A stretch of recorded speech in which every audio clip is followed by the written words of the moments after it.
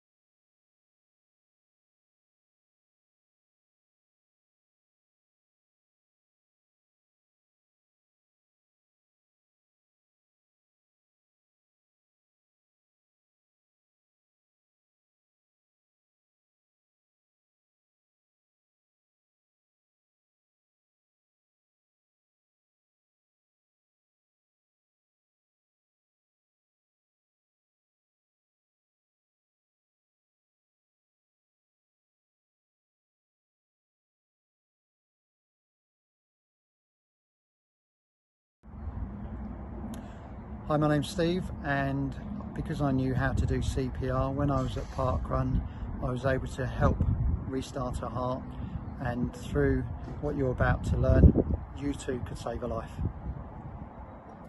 We're your local air ambulance charity. We hope you never need us, but Everybody, thank you so much for joining us. My name's Lara. I'm one of the paramedics working here at Air Ambulance Charity Kent, Surrey and Sussex. And I'm Ruth. I'm one of the doctors that works here too. It's so great to see you all. If you're happy to, we'd love it if you could pop your cameras on. If not, it's absolutely no problem at all. And firstly, we just want to say on behalf of everyone here at the charity, a massive thank you for joining us today on National Restart Heart Day.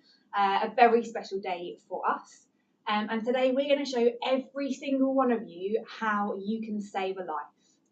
You might only use these skills once, but you need to be ready for that one moment when you could save a life.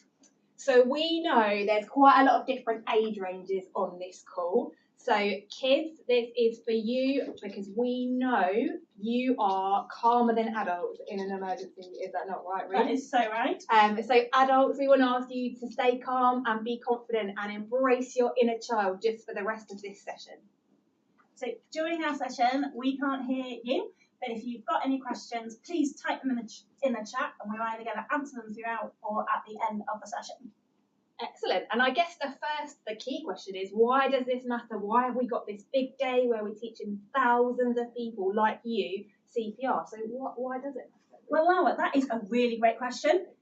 So guys, why do you think it is? So people at home, kids with your teachers or your parents, have a little think about why you think CPR is important and what you're trying to do before the ambulance gets there, and pop your answers in the chat. So we're going to keep an eye on the chat, and just in the meantime, I might just get a bit warmed up. Should we just do a little bit of stretching just to get ready for our CPR that we're going to be doing? And we're going to keep an eye on that chat and look at the answers of why CPR is important.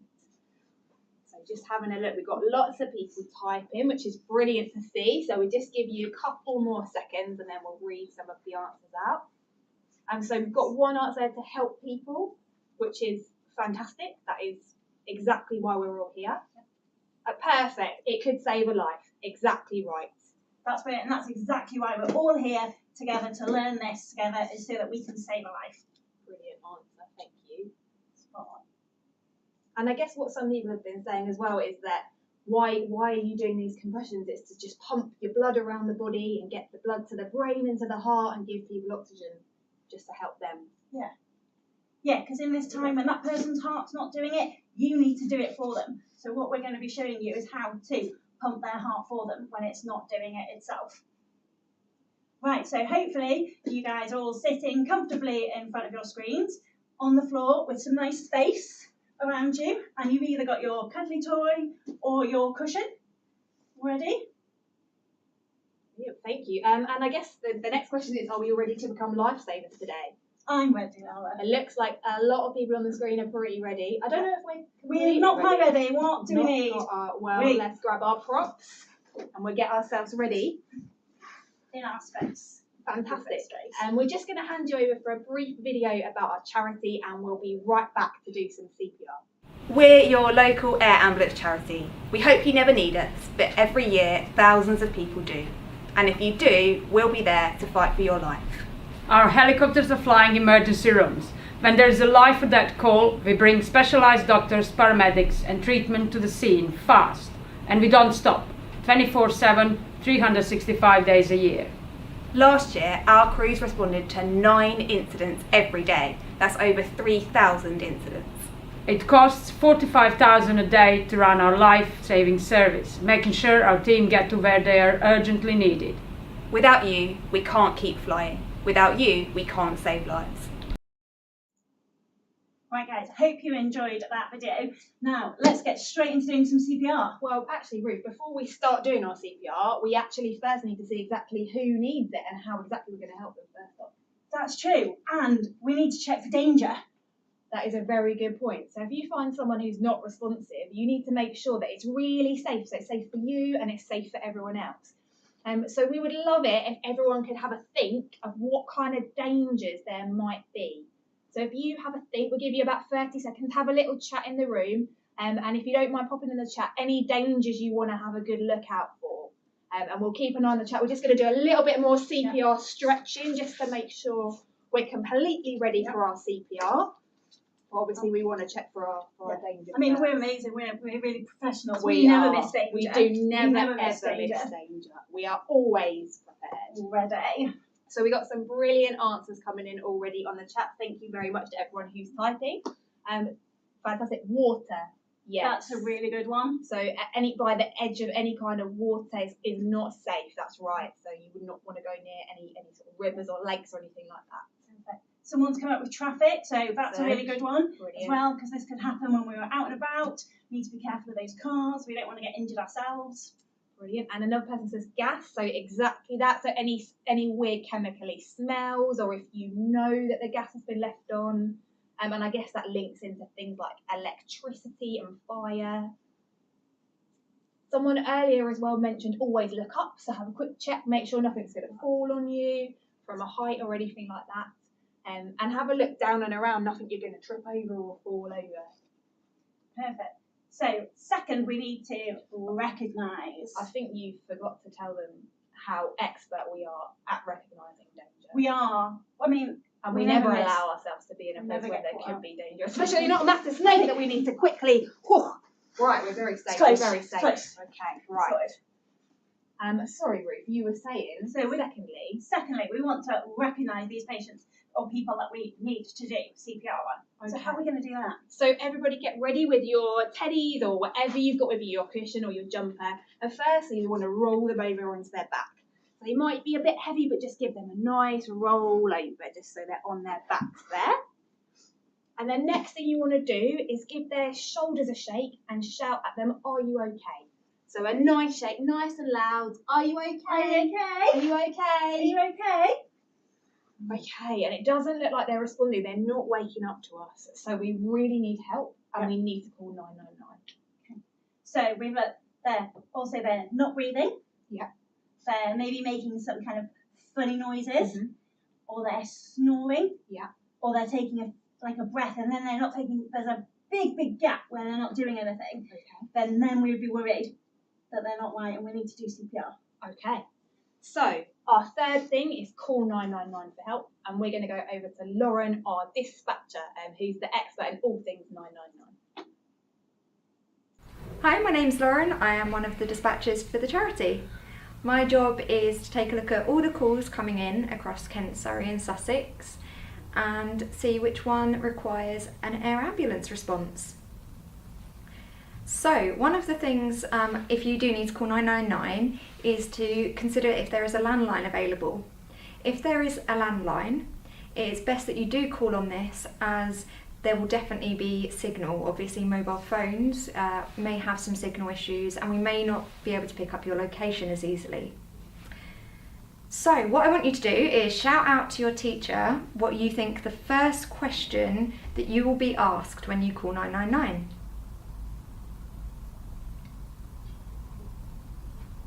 So the first question is going to be, is the patient breathing? And then following that, you will be asked whether the patient is awake or conscious, which you will know because you will have already had a look and you've already learned about recognition. So if you don't know your address, who do you think you could ask? So you might want to consider going and knocking for one of your neighbours. Your neighbours may already know your address and they may also be able to help you with the person who needs help. Now when you're on the phone to the call handler at 999, they will give you the instructions to perform the CPR. They will also be looking at how close the ambulances are, and they will let you know when to go and open your door to let the crew in. Once you've opened the door, don't wait for the crew, go straight back to the person who needs help and carry on with the CPR. The person on the phone will carry on giving instructions until the crew is ready to take over. Another thing they might ask is if someone's available to wave the crew down. So if you have someone else with you, maybe a sibling or a friend, they might want to stand at the door and give a wave when the crew get near, and they can come and bring the crew in to you with the person in need. Now, I want you to have a think what risks might be present for the crew when they arrive. So, pets might be something you need to think about. It might just be the case that you need to shut your dogs or cats away behind a door just so that they are out of the way of the crew and the crew can move in and get straight to work. So just a little recap. You're going to be asked if the patient is breathing and awake. You need to know your address or go and speak to a neighbour to get your address and confirm the location on the phone. You're going to need to open the door when the call taker tells you to, and then go straight back to the person in need and carry on with the CPR. You might want to have someone ready to wave an ambulance down, and you may also need to put any pets away. Brilliant. Thank you for watching that, and thank you to Lauren. So just to recap, we have checked for danger, we've checked for a response, and we have called 999 for some help. And the fourth thing we're going to do is we're going to start CPR. So everyone get ready with your dinosaurs, with your teddy, with your cushion, with your jumper, and we're going to show you exactly what you need to do. Okay. So we're going to kneel beside. Okay. Oh, what are you doing? Getting ready for my mouth to mouth. No, we don't do mouth to mouth. We're just doing hands only CPR today. Okay, right, so let's do it with straight arms. Okay, like Interlock our hands. Beautiful. No. Okay, nice Straight and straight. arms. Excellent. Now we're going to be using the heel of our hand here, and we're going to put this bit in the centre of our person's chest. Okay, are we ready, Laura? I'm ready. Right, we're going to do this. We're going to lean over, Okay. arms still really nice and straight, Okay. and we're going to press into the middle of the chest. Are you ready? I'm ready. Let's go. Oh, brilliant. Oh, fantastic CPR out there, guys. Do you know what, Ruth? Sometimes I think, I'm not sure, am I going a bit fast? Am I going a bit slow? I don't really know. That's a really good question, Laura, and it's really tricky. But there are some songs out there that can help us. Okay. Commonly, people like Nelly the Elephant. Yeah. But I think there's one that you're going to prefer better. So we might try Baby Shark. I think let's do Baby Shark. So I know from today that no one likes to hear my singing voice. So everyone at home, if you want to sing along, I'll count us down and we'll go 3, 2, 1. Baby shark, do do do do do do. Baby shark, do do do do do do. Baby shark, do do do do do do. Baby shark. And keep going, guys. Let's have a look. Oh, fantastic CPR. That's brilliant. And when do we stop doing it, Laura? So we are going to keep going until help arrives. Until someone comes who can take over from us. Perfect. Shall we do one recap just so everyone's definitely got it? Although that looked pretty impressive to me. That's it. Okay. So we're going to kneel beside our person. Okay. We are going to get our arms out straight. Nice. Our Straight hands arms. interlocked. Okay. We're going to lean over. Yep. Keeping our arms nice and straight. Okay. And we're going to start singing Baby Shark. Okay. In the middle of the chest. Let's go, Laura. Okay, let me count everyone in. So 3, 2, 1. Baby shark, do do do do do. Baby shark, do do do do do do. Baby shark, do do do do do. Baby shark. Just gonna have a look. Oh, fantastic CPR, guys. That's brilliant. That's beautiful. Wow. Right. There is one more thing we need to think about. Okay. It's called defibrillation. Is that the heart thing that shocks the heart? That is the heart shock thing, and it's One of really those, important yeah. Okay. because although we're doing an awesome job with these chest compressions, some people need a little shock to their heart to make it better too. Okay. And then is there any way I can harm the patient if I put these on? There is no way you can harm the patient. This machine is going to talk us through really safely how to deliver this shock. Okay, brilliant. All right, so I'll get my defibrillator. And where would I find one of these normally? Really good question. So these defibrillators are all over the place. You might have one in your school. You might have one in your village hall. There might be one in the train station. But if you don't know, when you ring 999, the caller, someone like Lauren, will tell you where your nearest defib is, and you can send someone to go get it for you. Fantastic. So I've got our defibrillator here. I'm just going to turn it on. So it's a big button. It says on and it's green and it's got a number 1 next to it. And I'm just going to emergency listen. medical services now. So call for help. As Adult Lauren was mode. telling us, call 999 for help. Follow the voice prompt calmly. Stay nice and calm. Let's go. Remove all clothing from chest and stomach. So make sure. Rip clothing if necessary. Take out the pads from the bottom of the device. Got my packet here. Tear open the pad's packaging. Open my packaging. I get my pads out. Look closely at the picture on each pad. So I'm looking and it's showing me exactly Peel where off I the need to pad put them. labelled 1 So this and is number stick 1. to the bare skin of the patient. And I'm putting exactly it as shown in the exactly picture. where the picture tells me.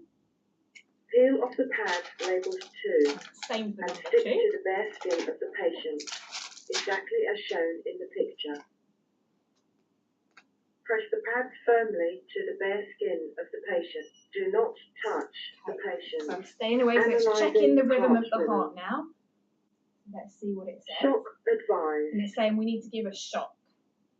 Stand clear. So my Press button's the flashing flashing. orange button. I'm going to make sure now. everyone's safe, so stay Deliver backwards, shock stay clear. Now. I'm going to stay clear and we're shocking the Shock patient. delivered.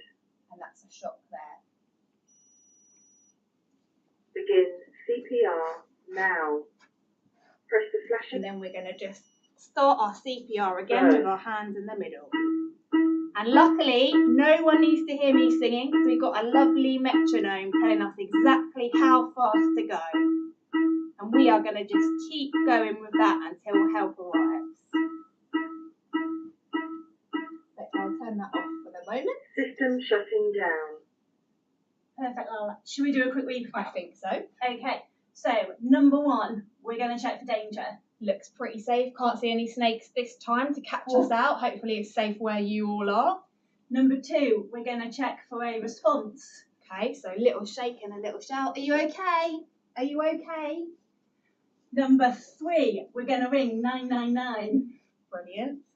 And number 4, we're going to start CPR. Arms out, nice and straight.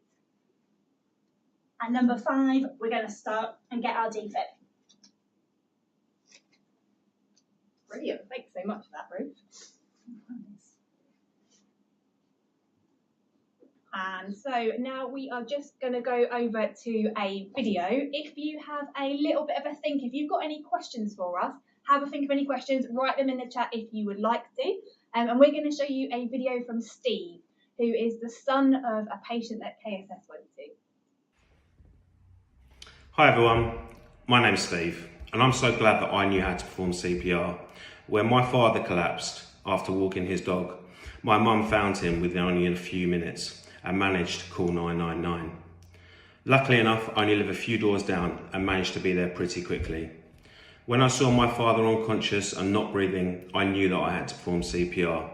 I managed to perform it and keep him alive until the crew from KSS arrived. Anyone can give CPR, it doesn't matter whether you're young, you're old, you're not going to hurt them and you're not going to make that situation any worse. You have the chance to save a life, so don't be scared or worried about doing CPR. KSS cared for my dad and he's made a great recovery, but if I had not been there, things could have turned out very differently. Just remember what you have learned about CPR today and the difference that you could make. You just never know when you might need it. So why not encourage others to learn about CPR? It's something that anyone can do. One day you might find yourself in the same situation as me with your loved one or your friend, and you have those skills to make a difference. Thank you for your support and spending time with KSS today.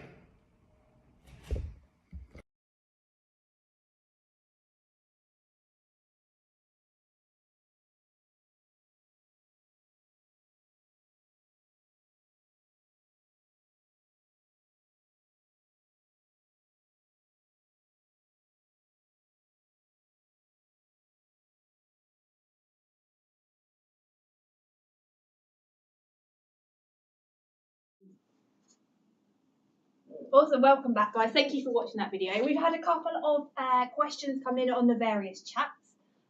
So the first one, can you hurt someone? And some people ask, can you break a rib? You absolutely cannot hurt someone by doing this. It's what they need you to do, and you might be able to save their life.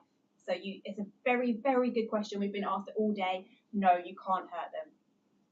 Another one is about wearing with people wearing jewellery. Can you use the defibrillator? So ideally, if you can, take any jewellery or metal off before you use the defib. Oh, 2 in 1 questions. A shout out to all the dinosaurs that have joined the session today. And how would you do CPR differently on a dinosaur? The same, I guess. You might want to move T-Rex's arms a little bit out of the way, but otherwise, as long as you can lay them flat on a hard surface, you will be fine. Put another one there. So how long to do it for? So keep going until help arrives and can take it over for you. So that might be a first responder or someone from the ambulance service. And a couple of people have asked, do you do mouth to mouth? So do you breathe in their mouth? And that's no. So we don't do that anymore. All you need to do is those chest compressions, and that's going to pump all the blood around. That's got all the oxygen in it already. So it'll get all the oxygen to their brain and to their heart. But really good question again. Just keeping an eye just to see if there's anything more coming in. Oh, thank you to George as well, just for trying to get their school involved today. It's really, really awesome. And I think that looks like it on the questions for the moment. If you've got any more questions, if you want to put them in the chat after, and we will get back to you with the answers. We just got one more coming in. We just have to wait for the typing. So bear with us and we will get answering. Oh, yes. What if you get tired? So this is really tiring. As we have been doing it all day, we're pretty tired now. So you will get tired. Try and get someone to swap with you if you can. So if me and Ruth are there, we would swap around. But just try your best. If you're really tired and you're by yourself, you can only try your best and do what you can do until help comes. Just got one more, it looks like. So we'll just ask this question, and then as I was saying, it seems like we've got a lot of people interested in animal CPR today. I mean, I would say yes. I'm no vet, so I can't comment. But I would say yes. Worth a try if you want to. Okay, perfect, guys. So thanks so much for joining us. And don't forget, now you are all potential lifesavers. Thank you. See you later.